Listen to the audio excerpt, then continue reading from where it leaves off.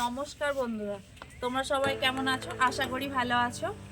আমি তোমাদের সামনে নতুন ভিডিও একটা নিয়ে চলে এসেছি। আজকে আমি রান্না করব লাউ দিয়ে, চুনো পুঁটি দিয়ে তরকারি আর ফুলকপি কষা। তাই আজকে আমি ছাদে চলে এসেছি। এখন এসে আমি লাউ কাটবো। একটা আমাদের ছাদেতে লাউ গাছ আছে, চলো তোমাদেরকে দেখাই। আমাদের ছাদে লাউ গাছ হয়েছে, সেটাই তোমাদেরকে দেখাচ্ছি। এখান থেকেই আমি একটা লাউ কেটে নিয়ে আজকে রান্না করব। দেখি এখন কোথায় লাউটা আছে। দেখো বন্ধুরা, এইগুলো লাউ হয়েছে ছোট ছোট, এখানেও হয়েছে।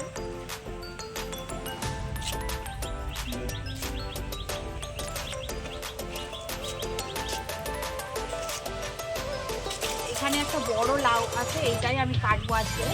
কেটে আমি এটাই রান্না করব। দেখো বন্ধুরা, এই লাউটা কেটেছি, এটাই মাছ দিয়ে আজকে রান্না করব। চলো, তোমাদের দাদাভাই বাজার থেকে পুঁটি মাছ কিনে এনেছে, তো সেটাই দিয়ে আমি লাউ দিয়ে তরকারি রান্না করব। তো চলো, এটাকে মাছগুলোকে আগে কেটে ভালো করে পরিষ্কার করে ধুয়ে নিই। চলো, মাছগুলো আমি কাটতে বসেছি। ছোট মাছ তো সময় লাগবে, তাই আস্তে আস্তে এগুলোকে কাটতে হবে। তো আমি বসে গেছি মাছগুলো কাটতে। আমি এক একটা করে ভালো করে পরিষ্কার করে কেটে ধুয়ে আবার রান্নাঘরে রান্না করতে যাব। বন্ধুরা, আমি রান্নাঘরে চলে এসেছি। মাছ কাটা আমার হয়ে গেছে। আমি এখানে ফুলকপি আলু আমি কেটে নিয়েছি, আর এখানে আমার লাউ কাটা হয়ে কেটে নিয়েছি, লাউ কেটেও নিয়েছি। এবার আমি রান্না শুরু করব। চলো তোমাদেরকে দেখাই আমি রান্না করবো। আমি এবার প্রথমে ফুলকপি আর আলু কষাটা বসাবো। তা আমি আগে ফুলকপিগুলোকে তেলে ভেজে নেব। আমার এদিকে পোড়া গরম হয়ে গেছে, কড়াতে দিয়ে দেবো তেল, দিয়ে ফুলকপিগুলোকে আমি ভেজে নেব।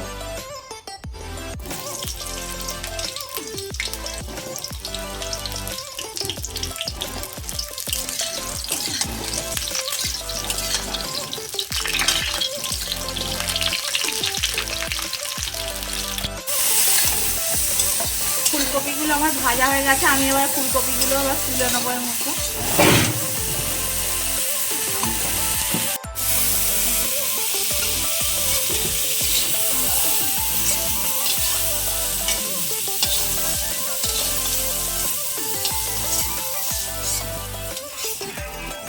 আলু কোটাও ভেজে নেব।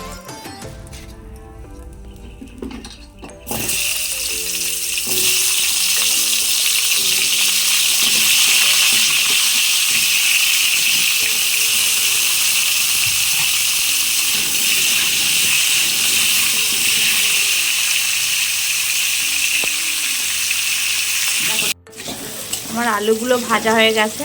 আমি এগুলোকে এবার তুলে নেব একে একে করে।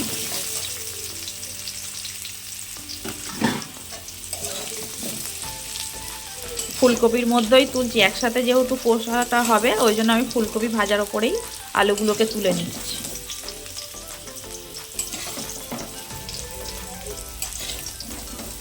আমি ফুলকপি কষার জন্য প্রথমে ফোড়নে দেব কালো জিরা,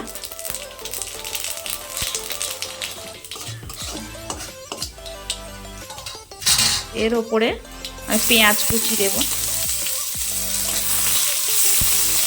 দিয়ে একটু আমি নাড়িয়ে চাড়িয়ে নেব।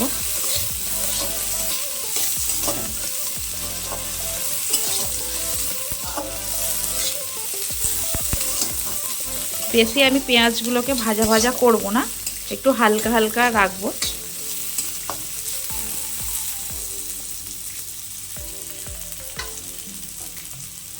সামান্য করে আর একটু তেল দেবো এর মধ্যে।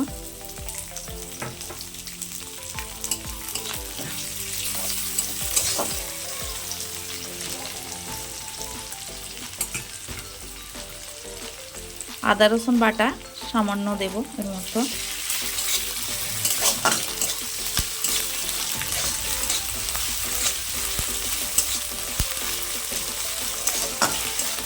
আদা রসুনটাকে একটু ভালো করে ভেজে নিতে হবে, নাহলে কাঁচা কাঁচা গন্ধ ছাড়বে। একটু মিডিয়াম আঁচে এগুলোকে ভালো করে ভেজে নিতে হবে।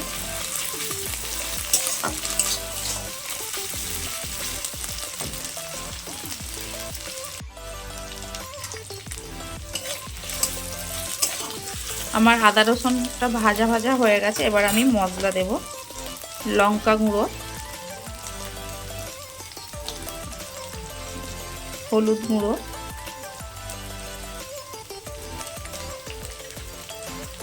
একটু জিরা গুঁড়ো দেবো, দিয়ে আমি এটাকে ভালো করে কষিয়ে নেব। মশলাটাকে একটু ভালো করে কষিয়ে নেব, নিয়ে এর মধ্যে আমি সবজিগুলো দিয়ে ভালো করে কষবো। আর একটু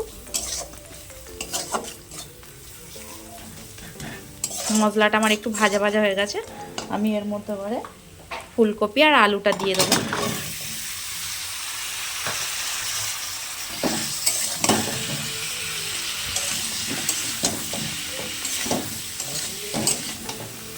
দিয়ে আমি এগুলোকে একটু ভালো করে কষিয়ে নেবো। আর পরিমাণ মতো এবার নুনটা দেবো, পরিমাণ মতো নুন দেবো, দিয়ে ভালো করে আমি একে কষিয়ে নেব। আমার আলু আর ফুলকপি ভালো করে কষানো হয়ে গেছে। দেখো বন্ধুরা কত সুন্দর লাগছে কালারটা। তোমরাও শীতকালে এরকম কষানো করবে, দেখবে বন্ধুরা এটা রুটি দিয়েও খেতে ভালো লাগবে, গরম ভাত দিয়েও খেতে ভালো লাগবে। আর কালো জিরের ফোড়নের তরকারি তো দারুণ খেতে লাগে শীতকালে, তাই আজকের আমি বানিয়ে ফেললাম ফুলকপি আর আলু দিয়ে কষা। এবার আমি এর মধ্যে জল দিয়ে দেবো, অল্প করে জল দিয়ে ঢেকে আমি সেদ্ধ করব। যেহেতু আমি ভেজে নিয়েছিলাম আগে থাকতে, তাই বেশি জল দিতে লাগবে না, অল্প করে জল দিয়ে আমি ঢেকে দেবো।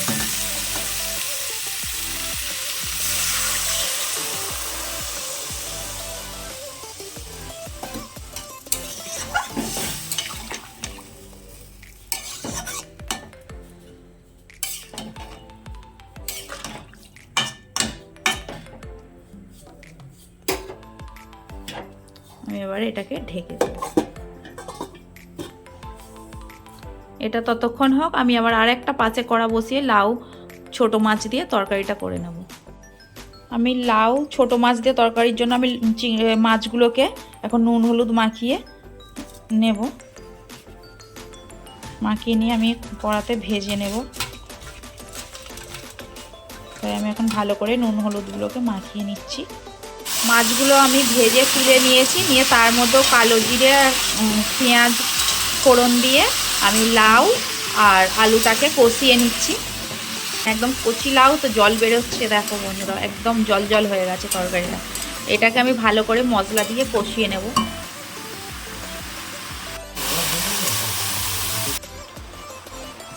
আমি পরিমাণ মতো নুন দিয়ে দেব, দিয়ে আমি এটাকে একটু ভালো করে নেড়ে ছেড়ে একটু ঢাকা দিয়ে আমি একটু সেদ্ধ করে নেব। যেহেতু লাউ জল বের হবে তাই আমি ঢেকে দিলাম। এবার ঢাকনাটাকে খুলে দেখবো কত। দেখো বন্ধুরা পুরো আমার সেদ্ধ সেদ্ধ হয়ে গেছে। এবার এর মধ্যে আমি মশলাগুলো দেব। আমি যেহেতু এটা লাউ রান্না করছি তাই আমি কাঁচা লঙ্কার করব, তাই আমি কাঁচা লঙ্কা একটু বেশি করে দিয়েছি, শুকনো লঙ্কা কম পরিমাণ দেব। লঙ্কা গুঁড়োটা আমি একটু কম দিচ্ছি, একটু আমি সাদা সাদা তরকারিটা আজকে করব, তাই আমি একটু লঙ্কা গুঁড়োর পরিমাণটা কমই দিলাম। কাঁচা লঙ্কাটা একটু বেশি করে দিয়েছি, আর আমাদের বাড়িতে বেশি ঝাল খায় না, তাই আমি অল্প করেই লঙ্কা গুঁড়োটা দিয়েছি আর কাঁচা লঙ্কা দিয়ে করছি। এবার হলুদ পরিমাণ মতো দেবো, দিয়ে আমি এটাকে ভালো করে একটু কষিয়ে নেব।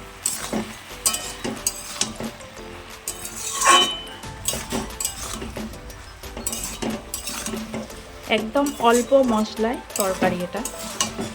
বন্ধুরা তোমরাও বাড়িতে এইভাবে একবার বানিয়ে খেয়ে দেখো, খুব সুন্দর লাগবে। শীতকাল মানেই তো লাউয়ের স্বাদটাই আলাদা, তাই যত অল্প মশলা দিয়ে লাউ রান্না করবে তত লাউটার টেস্ট ভালো বোঝা যাবে। দেখো বন্ধুরা আমার লাউয়ের জলেতেই লাউগুলো সব সেদ্ধ হয়ে গেছে, দেখো একদম গলে গেছে লাউগুলো।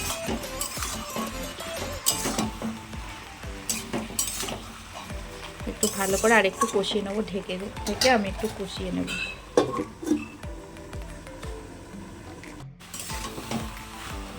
সবজিটা কষতে কষতে এর ওপর থেকে একটু জিরে গুঁড়ো দিয়ে দেবো।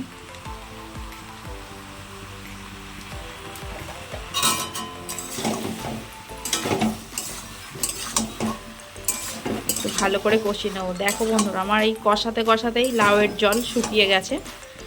আমি একটু যেহেতু গায়ে গায়ে করব, আমি একটু অল্প করে জল দিয়ে ঢেকে দেবো, আর একটু কষিয়ে নিয়েই আমি জলটা দেব।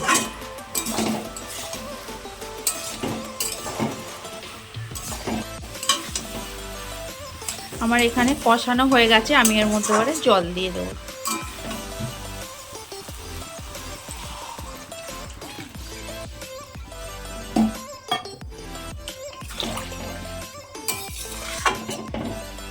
যেহেতু সেদ্ধ হাফ আমার হয়ে গেছে আর একটু গায়ে গায়ে রাখবো, তাই একটু আমি জলটা দিয়েছি, এবার দিয়ে আমি ঢেকে দেবো।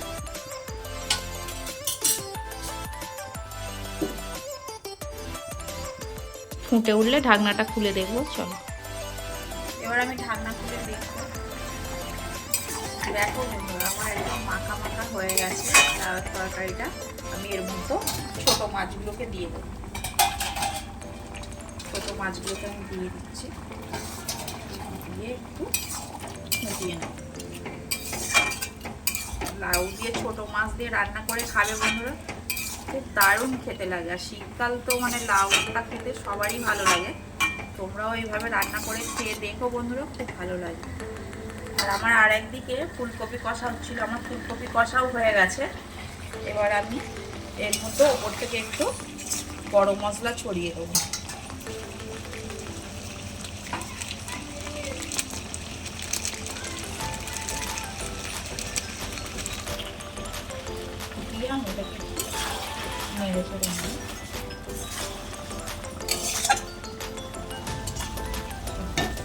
এবার আমি নামিয়ে নেব।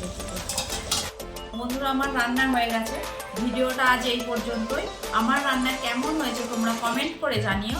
আর আমার রান্না যদি ভালো লেগে থাকে like, comment, share and subscribe করে দিও। আর সবাই ভালোবাসে পাশে থেকে।